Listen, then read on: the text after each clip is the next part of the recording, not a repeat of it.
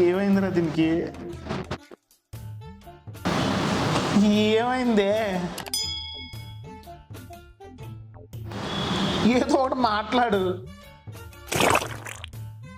వినబడ 2 గంటలు అయిందే, ఏడనే కూర్చోబెట్టావు.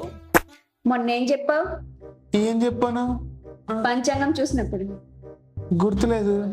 ఆదాయం 7, వ్యయం 2 అని చెప్పావా? చెప్పానా? చెప్పే ఉంటాను. చెప్పావు. 5కి ఇచ్చావు. ఏ ఆదాయం? ఆదాయం 7, వ్యయం 2 ఖర్చు పెట్టావు. 5 ఏది?